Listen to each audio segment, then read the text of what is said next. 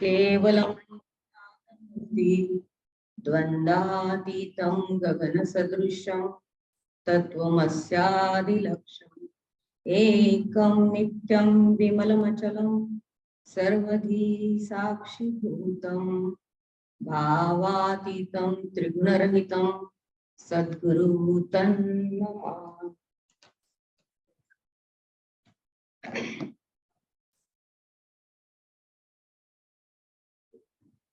तप सेवा सुमिरन, पहले मानस योग साधना, रामचरित मानस और उसके प्रेरणा स्रोत, आदि प्रेरणा स्रोत पंडित बद्रीनारायण जी त्रिपाठी, इनको जिनको शिव ने साक्षात दीक्षा दी, ईश्वरीय प्रकाश दिया, उनको मैं शतशः नमन करती हूँ। ब्रह्मर्षि योगी जी महाराज, जिन्होंने जो दिखे सो कुछ का कुछ, जो ना दिखे वही सब कुछ, ऐसा संदेश दिया, उनको भी मैं सादर नमन करती हूँ।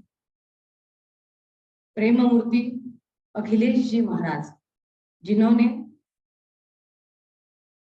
केवल भारत में नहीं लेकिन 22-23 कंट्रीज में ये अलौकिक साधना पहुंचाई, उनको भी मैं वंदन करती हूँ। मिली किसी को बुद्ध से बुद्धि, कहीं कबीर से ज्ञान, हमें तो जिसने राह दिखाई वह है हमारे गुरु डॉक्टर साहब। सॉरी, इसके पहले मैं आध्यात्मिक गुरु, और जो हमने अभी जो विटनेस किया कल परसों, श्यामा दीदी का एक धारा प्रवाह लेक्चर हुआ, उसके बाद ममतामयी माँ जैसी मालती माँ गदगद हो उठी कि मेरी बच्ची कितनी प्रेरणा दे रही है, तो वो देख के हमें भी रोना आया था। ऐसी माँ को भी मैं प्रणाम करती हूँ। हमारे गुरु डॉक्टर साहब ऊपर से बहुत कड़क सख्त, 2 साल तो हमें भी रोना आता था, कुछ भी बोले तो 2-3 बार मैं भी रोती थी। कल प्रणाली ने बहुत कहा कि भाई गुस्सा, ऐसा लगता था ऐसा आदमी है, हमको भी ऐसा ही लगा। पर जैसे जैसे उनके साथ रहते गए तो हमें समझ में आ गया कि ऊपर से जो दिखते हैं वो अंदर से वैसे नहीं है। एक पत्थर की भी तकदीर संवर सकती है, एक पत्थर की भी तकदीर संवर सकती है, शर्त ये है कि सलीके से तराशा जाए।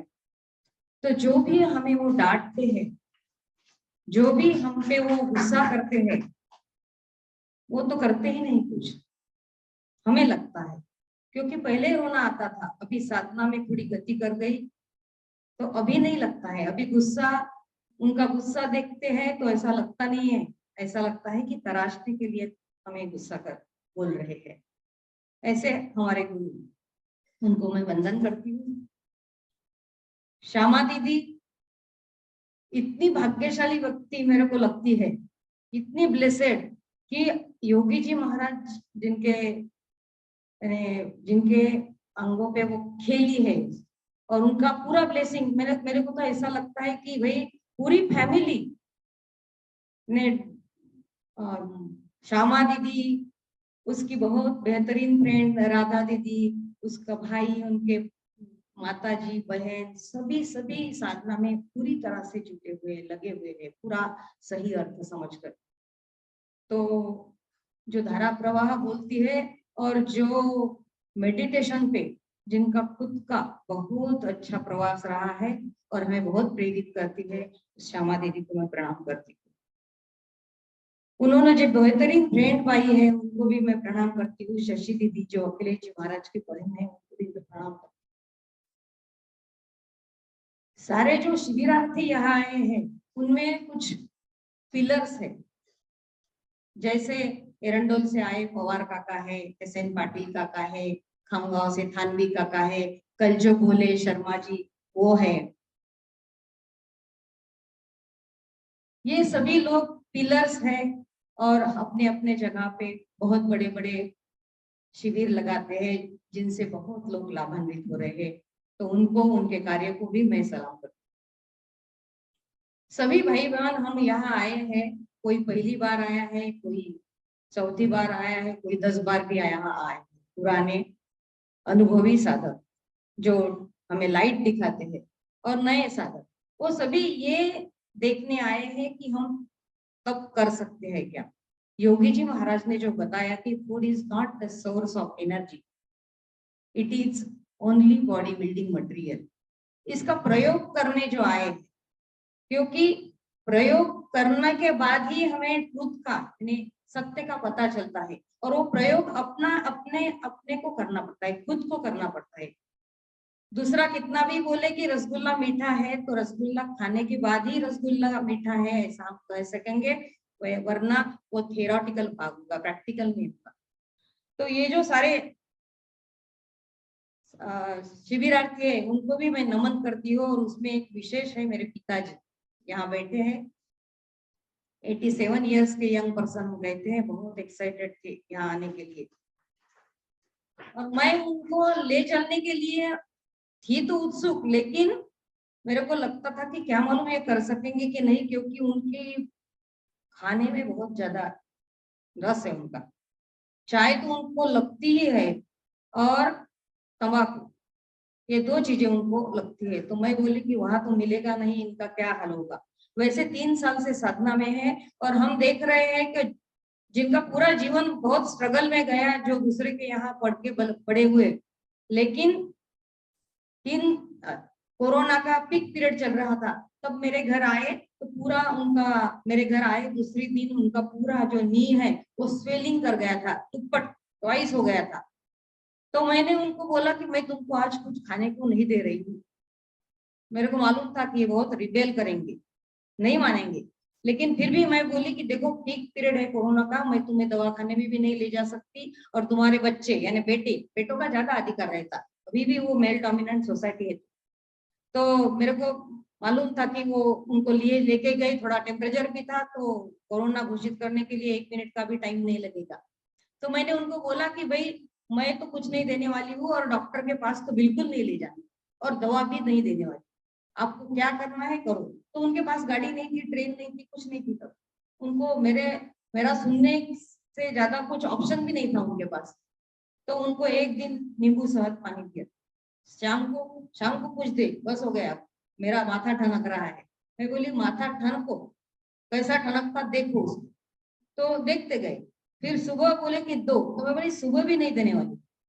दूसरे दिन सुबह निकली तो वो नीचे गए मेरे बहू के यहाँ कि भाई चाय दे वगैरह, तो मैंने उसको बोला कि देख तुम्हें चाय वगैरह कुछ नहीं देना है। उसको गुस्सा भी आया थोड़ा, मैं फिर वापस चले आए कि देखो तुम्हारी बहू भी मेरा सुन नहीं रही आज। मैं बोली नहीं सुनेंगी वो, क्योंकि मैंने उनको बोला है कि नहीं देना है।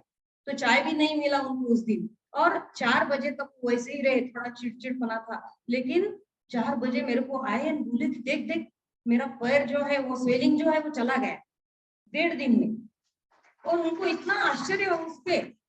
और तब से उन्होंने सीरियसली साधना शुरू, उनको लगा कि भाई है कुछ।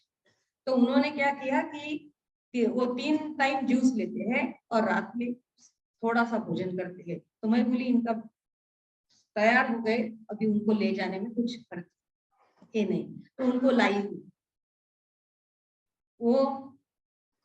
और हम कहते हैं कि भाई बड़े भाग मानुष तन पावा, सूरत दुर्लभ सद ग्रंथ निगावा। तो ये बड़े भाग्यशाली हम खुद को समझते हैं कि अमृतमयी साधना मुझे मेरे छोटे भाई ने दी, उसको भी मैं वंदन करती हूँ। छोटा हुआ तो भी उसने काटेल में वो शिविर ऑर्गेनाइज करता है भैया पका, तो उसने ये साधना हमको दी। और ये साधना तो मेरे को लगता है कि अमृत है। अभी 5 साल का ये जो जर्नी है उसमें अभी मेरे को लगता है कि अमृत है, और ये अमृत किसको बांटू किसको दूं, ऐसा मुझे लगता है।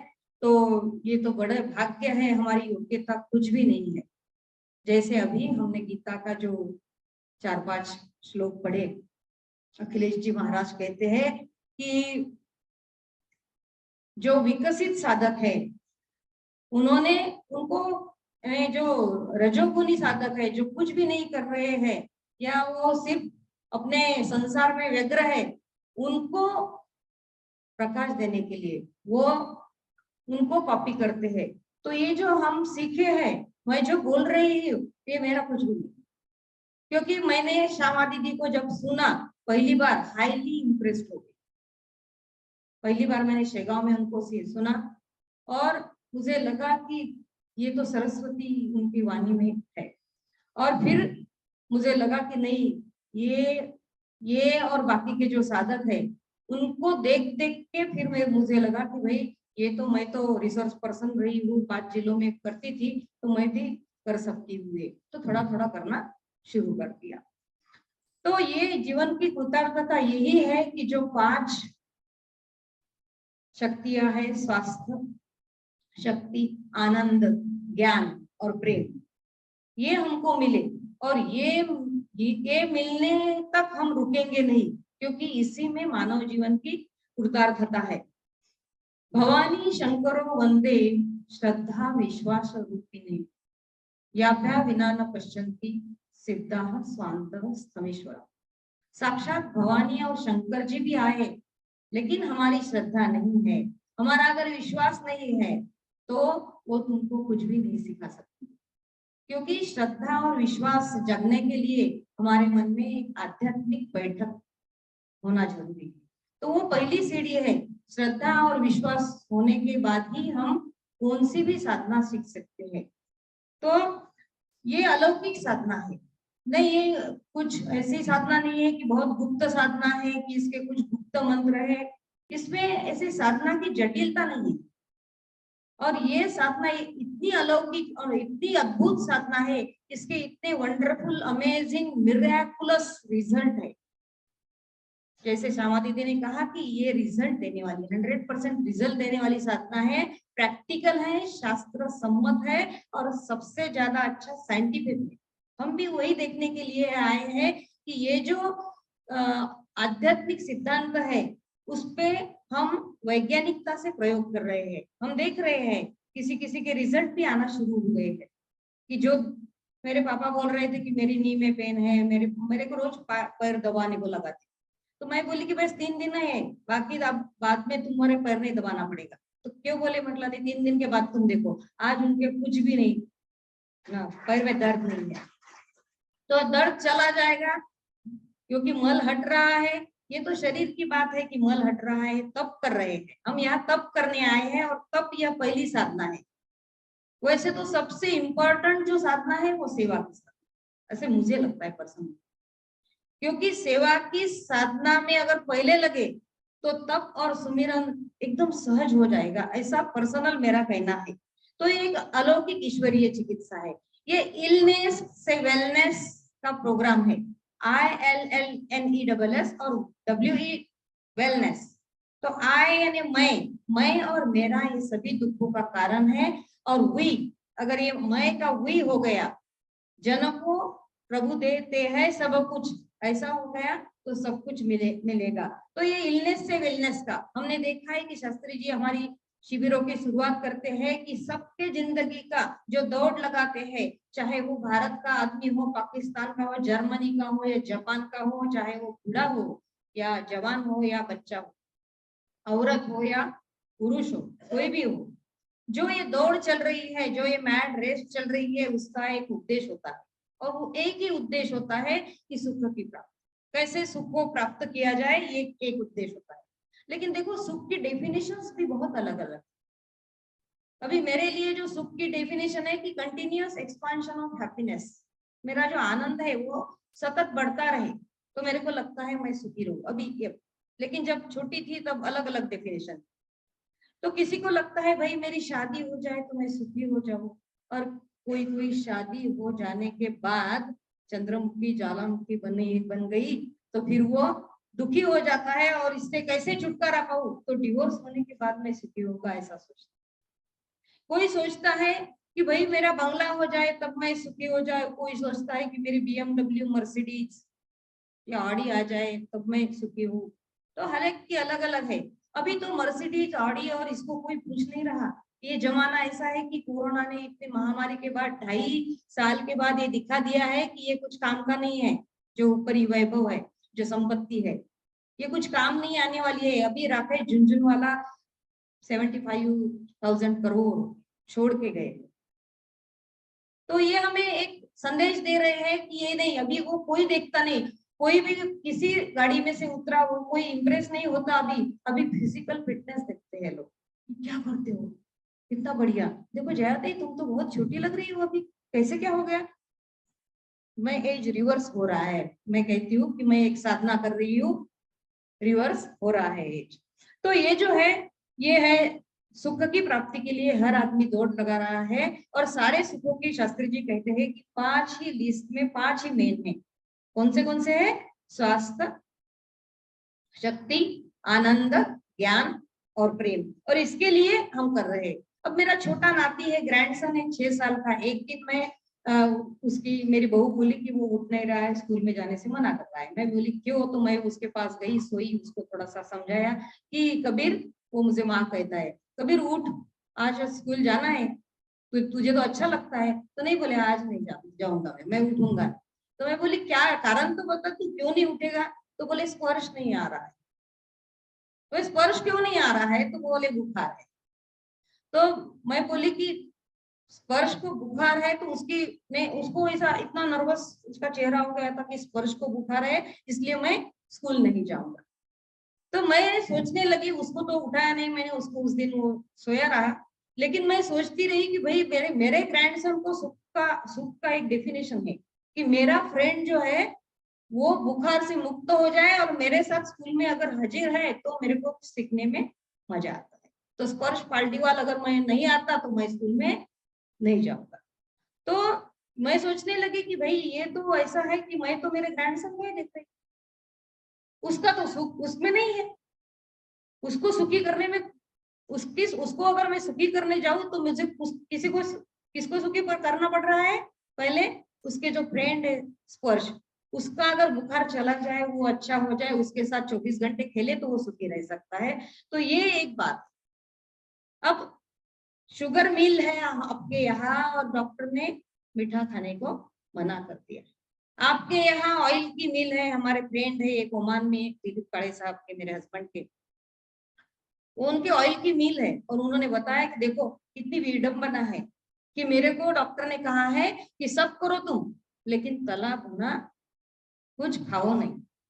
मुझे सीवियर स्पॉन्डिलाइसिस था, तो डॉक्टर ने कह दिया था कि मैं तो पहले तो बहुत शौकीन थी, ये गहना पहनना, वो करना, लेकिन जैसे स्पॉन्डिलाइसिस सीवियर हुआ तो मुझे को कुत्ते का पट्टा जैसा रहता है ना वो गले में, वो पहन के जाना पड़ा। तो वो गले का श्रृंगार तो चला गया जो था, वो यही श्रृंगार बन गया। और ऐसा लगता था कि भाई कुत्ता उससे अच्छा है। तो वो सीवियर स्पॉन्डिलाइसिस की वजह से पिलो लेने को डॉक्टर ने मना कर दिया। हमारे घर एक जवान साहब आए थे, वो कह रहे थे कि भाई उनकी गद्दी थी 80,000 रुपीज की, उस पे सोते थे। और एक नेबुलाइजर में कुछ तो भी एक मशीन थी, वो नाक में लगा के सोते थे, उनका ऑक्सीजन लेवल कम था कुछ तो भी, वो भी बहुत महंगी थी। तो वो बोले कि उस पे भी सोता हूँ भाभी जी, लेकिन नींद नहीं आती। 80,000 की गद्दी ली कि भाई इससे क्या मालूम नहीं मेरे को, लेकिन उससे भाई अच्छी नींद आती वगैरह, तो उनको नींद नहीं आती। तो जिंदगी एक सफर है सुहाना, यहाँ का कल क्या हो किसने जाना। ये जिंदगी एक सफर है, ये सुहाना भी है, लेकिन ये सुहाना तब बन सकता है जब हमारी तबीयत, हमारा आरोग्य, हमारा स्वास्थ्य अगर अच्छा रहता है, तो ही ये सफर हम सुहाना कर सकते हैं। तो ये पहला जो तप कर रहे हैं, ये तो हम केवल काय के लिए कर रहे हैं, हमारा फिजिकल फिटनेस अच्छा हो, हमारा स्वास्थ्य अच्छा रहे, इसलिए कर रहे हैं। और शरीर एक माध्यम है। ठीक है, अभी यहाँ बहुत सारे सीनियर सिटीजन है, उनको लगेगा कि भाई ये क्या शरीर की बातें कर रही हो, अभी शरीर का क्या, अभी तो हमको ऊपर जाना है, तो हम तो भगवत धाम में जाने की प्रैक्टिस तैयारी में जुटे पड़े हैं। लेकिन उसके लिए भी क्या है कि शरीर अच्छा चाहिए। मैं किसी अच्छे हिल स्टेशन पे हूँ, लोनावाड़ा में हूँ, और बहुत अच्छा माहौल है, लेकिन अगर मेरा सर दुख रहा है तो उसका मजा मैं नहीं ले पाती, वो आनंद को मैं नहीं भूख पाती। तो शरीर अच्छा चाहिए। और हमारे देवी देवता सब ऊपर बैठे हैं, सब हिलते हैं, जैसे महादेव हो गए, लक्ष्मी हो गई, देवी हो गई, देविया हो गई, वो सब ऊपर है, वो चढ़ना पड़ता है। तो घुटने भी अच्छे चाहिए, पैर भी अच्छे चाहिए। तो हमारे शास्त्रों ने कह दिया है कि शरीरम माध्यम खलु धर्म साधन, कि शरीर एक माध्यम है, धर्म साधन भी करना है तो तुम्हारा शरीर अच्छा है। तो एक खोज चल रही है, और खोज चल रही है तो कैसे हम स्वास्थ्य, हम हरदम सुनते हैं, लेकिन इसका रिपीटेशन इतना आवश्यक है कि हम शरीर को अच्छा रखने के लिए, उसको स्वास्थ्य पूर्ण रखने के लिए हम क्या कर रहे हैं कि थोड़े बीमार हो गए कि हम चले जाते हैं डॉक्टर के पास, क्योंकि हमको लगता है कि यहाँ हमारा स्वास्थ्य, या दवाई ले लेते हैं। कभी कभी तो मेडिकल वाले वैसे ही दवाई दे देते हैं कि भाई, हमारे शेगांव में तो ऐसे ही लोग जाते हैं कि मेरा पेट दुख रहा है, दे दो गोली, सर दुख रहा है, दे दो गोली। और मैं भी कॉम्बिफ्लाम, ब्रूफेन और नाइस और जिसने जिसने जो जो गोली बताई वो मेरे हेडेक के लिए मैंने खाई। 16 साल हेडेक था, और ऐसा हेडेक कि मैं किसी से बात तक नहीं कर सकती थी, इतना सीवियर हेडेक था। तो मैं कारण ढूंढती थी कि भाई ये इसकी वजह से है, इसकी वजह से है, इसकी वजह नहीं, मेरे हेडेक का कारण मैं अंदर नहीं ढूंढती थी, मैं ढूंढती थी कि भाई इसकी वजह से है, इसकी वजह से ऐसा बोला, इसने ऐसा कहा, इसलिए मेरे को हेडेक हो रहा है। लेकिन अज्ञानता की वजह से वो हुआ। अभी जब मैं पीछे देखती हूँ तो लगता है कि वो सब गलत था। तो हम ढूंढ रहे हैं कि क्या खाए और क्या नहीं खाए, शक्ति आने के लिए कौन सा टॉनिक ले, कौन सा नॉनवेज का कितना अच्छा खाए, और कौन सा प्रोडक्ट ले, यम्बे ले कि नोनी ले कि क्या ले, ऐसे इतने खोज कर रहे हैं, ये ले कि वो ले, फिर भी स्वास्थ्य नहीं मिल रहा है। वैसे ही हम दूसरी खोज कर रहे हैं, Anand. Necessity is the mother of invention, necessity is the mother of invention. इसलिए हमें जो कंफर्ट चाहिए, हमें जो लग्जरी चाहिए, उसके लिए विज्ञान ने इतनी सारी चीजें बना दी है, वो सारी हमारे पास है, फिर भी जिंदगी में आनंद नहीं आ रहा। धन है, बंगला है, गाड़ी है, सब है, लेकिन आनंद नहीं मिल रहा है, क्योंकि हम ये जो क्या है परचेसिंग मीडिया, उसके पीछे आनंद पाने के लिए मनी, पैसा पैसा पैसा, और पैसे के लिए फिर दौड़, और दौड़ते दौड़ते यही पता नहीं चलता कि आनंद भोग रहे हैं कि नहीं। एक दिन वो पैसा छुड़ के राकेश झुनझुनवाला के जैसे चले जाएंगे। तो ये जो है, ये खोज रहे हैं, जैसे इन्होंने 80,000 रुपए का बेड लिया, लेकिन धन से बिस्तर मिल जाए पर नींद को तरसे नैन, अरे कांटों पर भी सो कर लागे किसी के मन को चैन, अरे कोई कारण होगा। तो ये कारण नहीं ढूंढ रहे हैं, हम ढूंढ रहे हैं कि ये खो गया है, यहाँ कहाँ खो। और तीसरा है ज्ञान, और ज्ञान कहाँ ढूंढ रहे हैं? पुस्तकों में, जो कि केवल सूचना देते हैं। हमारे महाराष्ट्र के सबसे ज्ञानी आदमी हम माऊली को कहते हैं, संत ज्ञानेश्वर महाराज। वो किस विश्वविद्यालय में पढ़े थे? किसी भी विश्वविद्यालय में वो पढ़े नहीं थे। गाडगे महाराज हमारे महाराष्ट्र में, उनकी नाम की यूनिवर्सिटी है, वो भी कहीं पढ़े नहीं थे। उन्होंने कितना ज्ञान दिया। मन वढाय वढाय उभ्या पिकातल ढोर, किती हाकला हाकला फिर येत पिकावर, जहरी जहरी याच न्यार रे तंतर, अरे साप बरा त्याले उतारे मंतर। कवियत्री, संत कवियत्री बहिनाबाई चौधरी, जिसमें महाराष्ट्र की विद्यापीठ है उसके नाम से, कहीं भी सीखने नहीं गई थी। पूरे मन का पूरा डिटेल एनालिसिस उसके काव्य में है।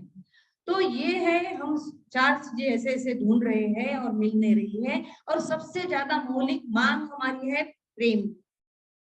जया किशोरी एक अच्छा भजन गाती है, भजन नहीं हालांकि वो, लेकिन एक गहन उसमें अर्थ है।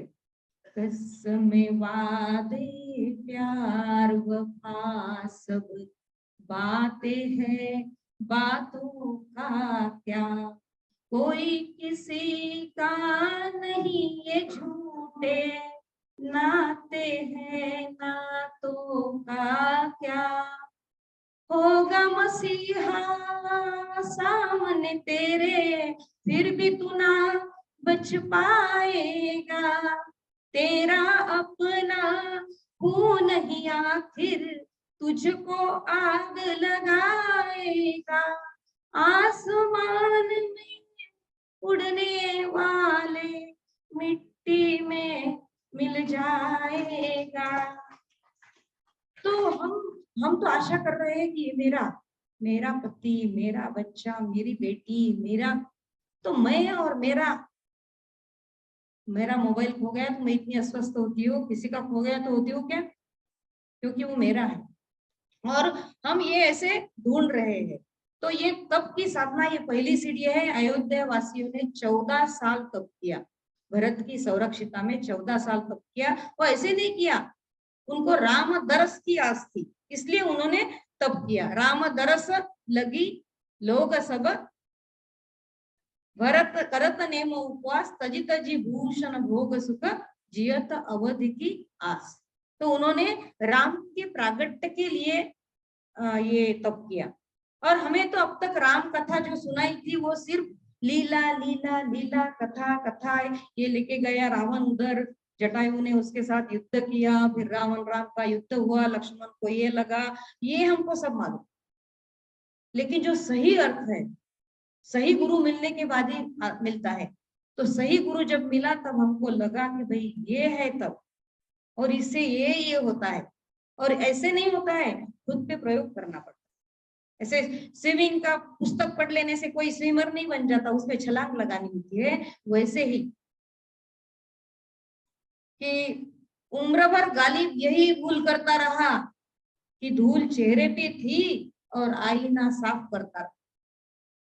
तो ये धूल हमारे मन पे है, ये धूल हमारे अंदर पड़ी है, शरीर रूपी मल पड़ा है, मन में आसक्तियां रूपी धूल पड़ी है, इंद्रियों में सब मल पड़ा है, अम्ल पड़ा है, बुद्धि में अहंकार रूपी धूल पड़ी है। और हम आईना साफ कर रहे हैं कि भाई एक दिन हमको अच्छा दिखेगा, और मुंह को कोई देख नहीं रही कि ये खराब है। तो इससे सब गड़बड़ हो जा रही है। तो ये जो है, ये जो साधना है वो केवल यानी सुनने की साधना नहीं, ये करने की साधना है। पार्वती ने साधना की और शंकर जी को प्राप्त कर लिया, बहुत कड़ी साधना की। फिर साधना किसने की? मनु महाराज और शत्रुघ्न ने साधना। बड़े बड़े सिद्धांतों को उन्होंने समझा, उनके गुरुओं द्वारा ध्यान किया। अरे 75 ईयर्स का मैं हो गया हूँ, चौथे आश्रम, संन्यास आश्रम बोलते हैं हम, 4 आश्रम, तो उसमें चला गया हूँ, फिर भी विषयों से वैराग नहीं प्राप्त हुआ। तो बहुत विषाद मन में जागा। और तब उनको लगा कि भाई इतना बड़ा मैं राजा हूँ, मेरे पास किसी की कमी नहीं है, लेकिन ऐसा रहता है कि मैकदों के भी आसपास रहा। मैकद आपको मालूम है, पुरुष लोगों को तो सबको मालूम है मैकद क्या है। जो जो वस्तुएं, जो जो चीजें हमको नशा लाती है वो सब मैकदे में मिलती है। तो किसी को नशा किसका है, किसी को नशा किसका है? किसी को विद्वत्ता का नशा है, किसी को रूप का नशा है, किसी को ऐश्वर्य धन का नशा है, किसी को पद का नशा है, किसी को प्रतिष्ठा का नशा है, और कोई नहीं तो तंबाकू का है, और किसी का है, नशा ही नशा है। तो मैकदों के भी आसपास रहा। वो कहता है कि मेरे जीवन में ये सारी नशीली चीजें थी, गुलरूपों से भी रुसनास रहा। गुलरूप म्हणजे गुलरूप माने गुलाब जैसे सुंदर चेहरे वाले सब मेरे आसपास मंडराते थे। ऐसा भी नहीं कि भाई बहुत सीरियस आदमी, रुक्ष आदमी, ड्राई आदमी मेरे साथ थे, गुलरूपों से भी रुसनास रहा। मैकदों के भी आसपास रहा, गुलरूपों से भी रुसनास रहा। फिर भी न जाने क्या बात थी यारो, मैं उम्र भर उदास। तो ये उदासी क्यों है? ये कहीं मैं मेरा नहीं कह रही हूँ, ये तो अनेक लोग मन में उदासी के बहुत सारे कारण है उनके पास। और ये उदासी उनको लगती है कि ये जमा करो तो ये उदासी भाग जाएगी, लेकिन कर रहे हैं, बटोर रहे हैं, लेकिन उदासी कुछ जा नहीं रही है। तो मार्ग अपना यानी चुक गया है, रॉन्ग पाथ ले लिया है, ऐसा डाउट उन्हें आता नहीं है। तो डाउट ये पहली लक्षण है कि हमें आना चाहिए। तो कौन सी भी जो साधना है वो अपने आप में महत्वहीन है। किसी भी अच्छी से अच्छी साधना पूरे वर्ल्ड में जो अच्छी साधना है उसका तुम वो महत्वहीन है, जब तक कि वो सिद्धांत तुम प्रयोग में नहीं लाते हो और खुद पे नहीं आजमाते हो, तब तक वो महत्वहीन। तो मैं भी पहले किसी का लेक्चर सुन लेती हूँ, तो हाँ बहुत अच्छा है, बहुत अच्छा है, क्या बात बोली, क्या बढ़िया है, बढ़िया है, और बस बस भूल गए। तो डोंट अप्रिशिएट, एडॉप्ट। अप्रिशिएट करने से कुछ नहीं होगा, अच्छा अच्छा कहने से, उसको अडॉप्ट करना पड़ेगा, और अडॉप्ट करने के बाद फिर हमें मिलेगा वो। तो राम आए तो सिद्धांत के रूप में, तो उनके साथ लक्ष्मण आए, सीता जी, सीता मैया आई, हनुमान जी आए, क्योंकि उनका ये तो हमें अभी मालूम पड़ा कि ये खेल है, और उन्हें पात्र बनाए हैं, और वो हमारे हमको सीख देने के लिए, नहीं तो हमको लगता था कि रामायण की बात है। तो ये है राम का सिद्धांत। नानक देव आए तो कौन आए थे? अंगद, अंगद देव, वो भी आए थे। रामकृष्ण परमहंस सबको मालूम है, वो आए, तो उनको सिद्धांतों को प्रयोग में लाने वाला नरेंद्र विवेकानंद जी आए, और योगी जी महाराज आए थे, हम सब आए, योगी जी महाराज आए, त्रिपाठी जी आए, सिद्धांत के रूप में आए, तो हम सब यहाँ उपस्थित उनकी वजह से है। तो ये तब क्या है? तो अभी पूरी दुनिया में बोलबाला है इंटरमिटेंट फास्टिंग, इंटरमिटेंट फास्टिंग, सारा वर्ल्ड इंटरमिटेंट फास्टिंग कर रहा है। और यंग जनरेशन तो बहुत, मेरी बच्चे है थाना में, वो बोल रही थी कि इंटरमिटेंट फास्टिंग की बहुत वीडियो देखती है, तो उसको फास्टिंग में थोड़ा सा समझ में आया, तो अभी कर रही है। तो 24 घंटे में से ने हमको 14 घंटे भूखा रहना है। क्यों भूखा रहना है? क्योंकि ये तप है भाई, तप में थोड़ा दुख सहन करना पड़ता है। और आकाश तत्व के अगर नजदीक जाना है, आकाश तत्व को अगर पाना है, महातत्व के पास जाना है, तो 24 घंटे का 60%, यानी 14 घंटे हमें खुद को भूखा रखना है। तो कोई बोलते हैं कि भाई सुबह हम उधर 5 बजे खाना खाते हैं, फिर इधर 8 बजे ही नाश्ता करते हैं, तो ऐसा नहीं है। सुबह 11 से 12 बजे तक हमें भूखा रहना है, और वो सिद्धांत का पालन करना है। तो 14 आवर तो आकाश तत्वों की प्राप्ति होगी। और ये हम राशनल फास्टिंग कर रहे हैं, युक्ति युक्त उपवास उन्होंने बोला है कि इसमें युक्ति युक्त उपवास में क्या है, रैशनल फास्टिंग है, वैज्ञानिक विधि है। तो इसमें हमको मालूम होना चाहिए कि भाई पहले दिन जो स्थिति थी उसको कंपेयर करो दूसरे दिन से, दूसरे दिन जो मानसिक और शारीरिक स्थिति थी, यहाँ आके करने में बहुत सहजता लग रही है। मैं घर पे ये उपवास पिछली बार किया था, तो घर मैं सोती रहती थी कि ऐसा लगता था कि भाई कमजोरी आ रही। यहाँ तो मैं देख रही हूँ कि मेरी फ्रेंड्स भी सब हम दौड़ रहे हैं, इधर उधर जा रहे हैं, कमजोरी का कुछ 1% भी नामो निशान नहीं है। तो ये जो है, ये है महत्व रैशनल फास्टिंग, स्थूल से सूक्ष्म की ओर जा रहे हैं, है ना। तो पहले एक बार मैंने ऐसे भी कर लिया कि भाई 8 घंटे का निर्जला करके देखा, यानी सिर्फ हवा पे रह के देखा, तो किसी को पूछा नहीं, मैं बोली कि थोड़ा प्रयोग कर लेते। तो 60 घंटे में बिना पानी पिए मैंने गुजारे थे। फिर मैंने एक साधक है पुराने, उनको फोन किया था कि अब मैं क्या करूं, क्या खाऊं, क्या, क्योंकि फिर खाने पे आ ही जाते हैं हम। तो ये रिजल्ट देने वाली साधना है। अभी आपके भी रिजल्ट आएंगे कि वजन कम होगा 450 ग्राम पर डे।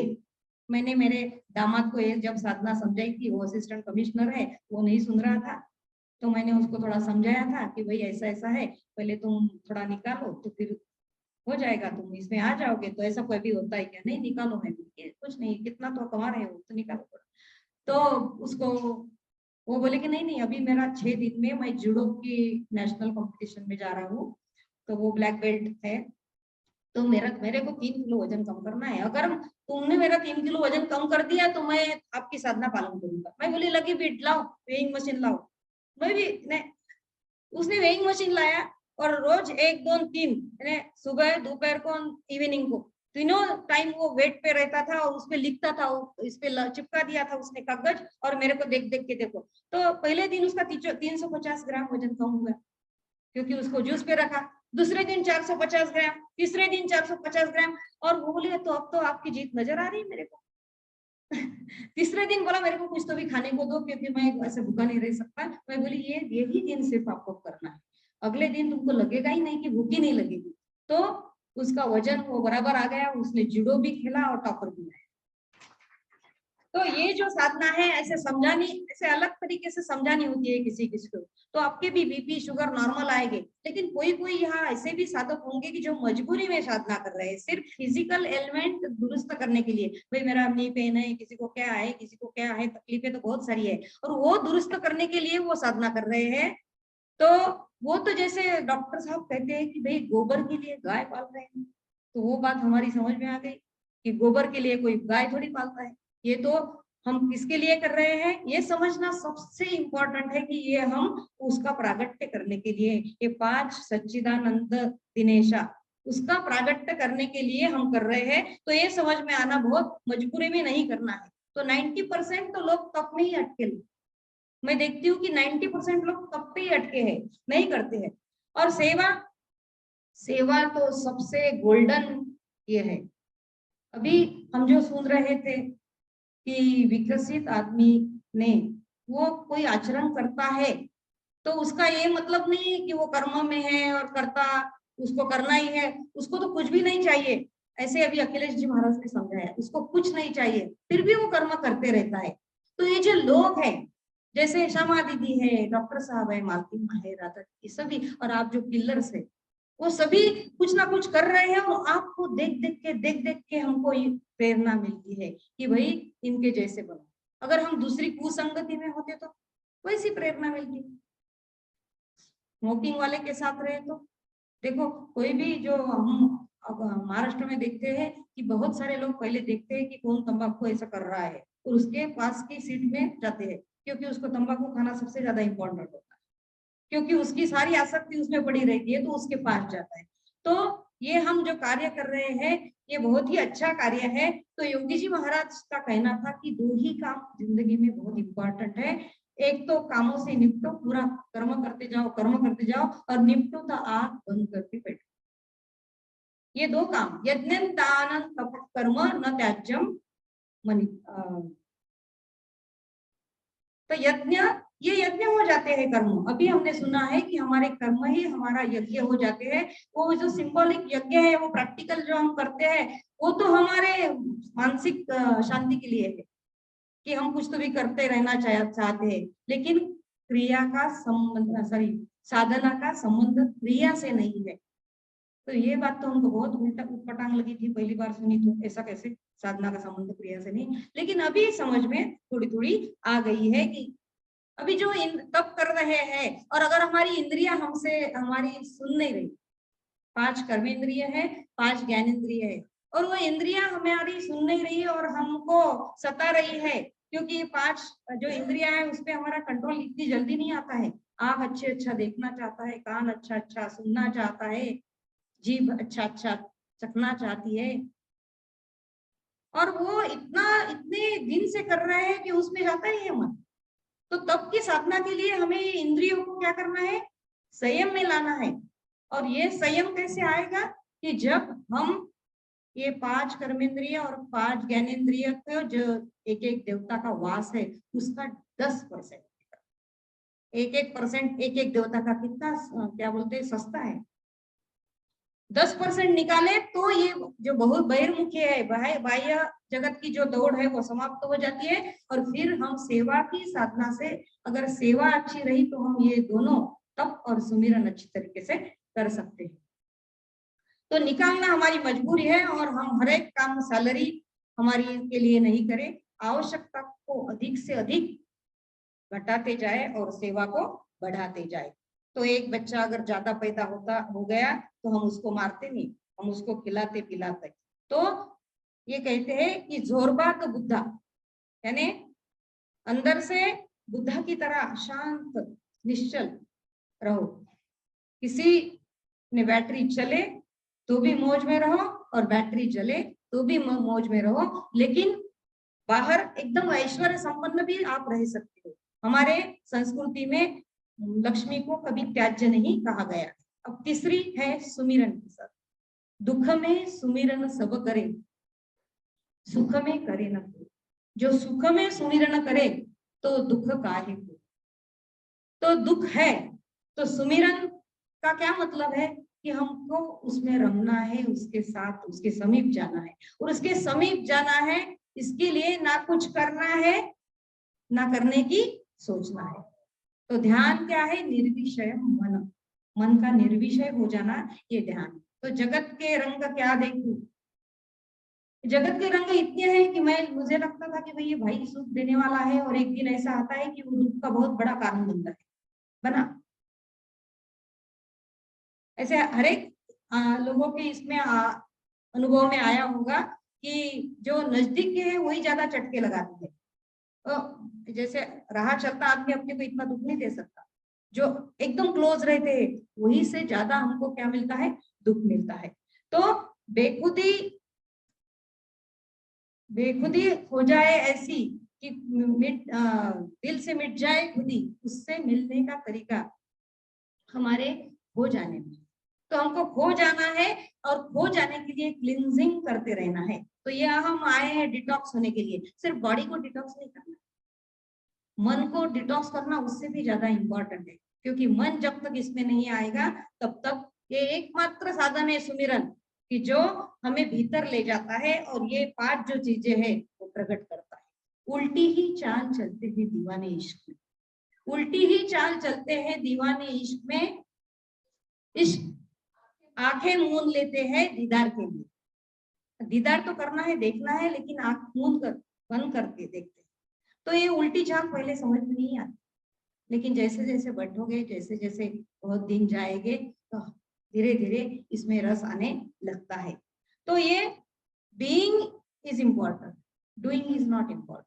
तुम्हारा बीइंग इम्पोर्टेंट है, तुम क्या हो, अंदर से कैसे हो, ज्यादा इम्पोर्टेंट है। तो यूं तो जन्म 1000 लिए और एक जन्म लिया तो क्या, जिस दिन जाना तभी जन्मा मैं, अंधा बनकर जिया तो क्या। तो अंधे बनकर ऐसे जिए जा रहे हैं तो उससे कुछ भी आने वाला नहीं है। तो हमें डॉक्टर साहब ने बताया है कि भाई रस्सी पड़ी है, कल श्यामा दीदी ने बताया है कि रस्सी पड़ी है, समानता और अंधेरे की वजह से हम उसको सर्प समझ बैठे, भागे भागे, क्योंकि सर्प काटेगा का डर है, डर की वजह से भागे भागे, तो कुछ आ गया बीच में, गिरे गिरे तो चोट लगी तो दर्द हुआ, वेदना हुआ। ये सब एक ही कारण उसके पीछे है, क्योंकि हमने क्या किस चीज को क्या समझ लिया। धारणा में भ्रांति है हमारी। जैसे धारणा कौन सी है हमारी, कि भाई खाने से शक्ति मिलेगी, ये हमारी धारणा है। तो हम खाए जा रहे हैं, मैं भी खाती। हम किसी को ऐसा नहीं बोल सकते, मैं अगर 55-52 साल के उम्र में इसमें आई तो बाकी के लोग, मेरा छोटा भाई बोलता है कि भाई तू सौ चूहे खा के बिल्ली हज चली। वो छोटा है तो कुछ भी बोलता है, तो उसको ऐसे फिलोसॉफिकल कुछ बोल दिया तो बोले सौ चूहे खा के बिल्ली हज चली, क्योंकि पहले तो तुम भी ऐसी थी। तो पहले थी इसका मतलब ऐसे नहीं कि वैसे ही रहे। तो हमने समझ लिया है कि वो धारणा में भ्रांति है कि भाई खाने से शक्ति नहीं मिलती, तो फिर खाए जा रहे हैं। मान्यता क्या है कि भाई कमजोरी आ रही है, ये मान लिया, जान लिया कि खाने से शक्ति है, मान लिया कि कमजोरी आ रही है, तो क्या कर रहे हैं, खा रहे हैं। फिर ये मान्यता हमारी चली जाए तो हम समझेंगे। तो धारणा में भ्रांति है, मान्यता में अपूर्णता है कि हमें अपने ही अपने लगते हैं, बाकी के सब पराये लगते हैं, ये मान्यता भी गलत है। तो 4 पग है, एक है वार्तालाप, एक है अध्ययन, एक है प्रेरणा और एक है संपर्क। तो वार्तालाप करते रहिए, जैसे प्रश्नोत्तर हो रहा है, सब इसमें पूरा भाग लीजिए। अध्ययन, जहाँ IASS की जितनी भी सीरीज की किताबें हैं वो एक बार नहीं, डॉक्टर साहब हरदम बोलते हैं कि जीवनी शक्ति 17 बार पढ़ी, 17 बार पढ़ी। हमने तो 2-3 बार ही पढ़ी, हमें लगता है 17 बार पढ़ेंगे तो हमको कुछ समझ में आएगा। तो वार्तालाप, फिर अध्ययन, फिर प्रेरणा, एक दूसरे को प्रेरणा दे और संपर्क बनाए रखे, क्योंकि सिकंदर भी यहाँ खाली हाथ आया था। हमारे यहाँ 4 ऐसे साधक है कि जो जिनका नाम मैं लेना चाहूंगी। एक है आसलगांव से आए हुए मनीष ढोले और विद्या ढोले, और एक है कारंजा के राजेंद्र परोड़ीकर और रचना। ये ऐसे लोग हैं कि जिन्होंने खुद को विकसित किया और वो दूसरों को विकसित कर रहे हैं। चलता, योगी जी महाराज कहते थे कि मेरा प्रत्येक साधक चलता फिरता आश्रम, चलता फिरता आश्रम। तो मैं भी कर रही हूँ, श्यामा दीदी ने बताया, तो वो तो गिलहरी जैसा काम है। वो राम जी की जो गिलहरी थी, थोड़ा थोड़ा सैंड लाती थी, वैसा काम शुरू है। तो मैं 26 अभी तक वनडे कैंप, कैंप नहीं बोलूंगी मैं, जानीय जागृति शिविर बोलती हूँ। तो पहले 15-20 लोग को आते थे, हम उनको गन्ने का जूस पिलाते थे और वो उनको बोलते थे। किसी किसी को मैं इतना इतना आधा घंटा समय देती थी, बोलती थी। तो एक दिन मेरी बेटी शेगांव आई थी, तो बोली मम्मी तुम कितना बोलती हो, एक आदमी से आधा घंटा बात कर रही हूँ कब से। तो उसको अच्छा एंटरटेन करती हूँ किसी को भी, ऐसा बोलती थी। तो मेरे को थोड़ा नेगेटिव फीलिंग आ गया कि भाई अपने बच्चे अपने बारे में क्या कहें। तो मैं बोली कि भाई मेरे जिंदगी में अभी तो जो दो भाई है वो कम बोलते हैं, सिर्फ भैया बोलता है। मेरी मम्मी थी वो भी बहुत कम बोलती थी। मुझे बहन नहीं है तो बहन से बहुत ज्यादा बातें करती थी, तो करती रहती थी, समझो होती तो वो भी नहीं है। भाई से तो अपन इतना नहीं बात करते कोई। तो ये 3 लोग चले गए जो शांत थे। वो इनसे जितनी बातें मैं कर सकती थी वो मैं सब कर रही हूँ। तो मैंने उसको ऐसा जवाब दिया, तू मेरे उसमें ध्यान मत दे, मैं कितनी बातें करती हूँ, मैं ये फिजूल नहीं बातें करती हूँ। कोई मुझसे कुछ पूछता है तो मेरे को अच्छा लगता है, तू नहीं पूछती है तो न मत पूछ। लेकिन जो पूछता है तो मुझे का लगता है कि भाई मेरी मम्मी 60 साल की उम्र में गुजर गई, डायबिटीज था, फिर हार्ट अटैक आया। हमने वो पूरी जर्नी देखी, इतना विशियस सर्कल था डॉक्टर का, रूबी हॉस्पिटल, लीलावती हॉस्पिटल, ये वो, पैसा तो कुछ कमी नहीं थी। 30-40 लाख दवा दिए, उसको भी तकलीफ हुई, हमको भी तकलीफ हुई। लेकिन तकलीफ होने की बात नहीं है, ये महिला नहीं था, ये जो साधना है वो मिली नहीं थी, नहीं तो आज भी लगता है कि वो अभी जिंदा होती। तो जो काकनवाड़ा की एक लेडी है उसको मैंने ऐसे ही बोल दिया, उसने ऐसे ही शुरू कर दिया। ऐसे भी लोग हैं कि इतना जल्दी ये हो जाते हैं। तो शुरू कर दिया, उसकी शुगर नॉर्मल आ गई, तो मेरे को लगता मेरी मम्मी को मैंने श्रद्धांजलि दी। तो ये ब्लेसिंग हमारे ऊपर आपका सबका बना रहे। चल ये सब यही चाहते हैं हम। तू यहाँ मुसाफिर है, ये सराय पानी है, 4 रोज की मेहमा तेरी जिंदगानी है।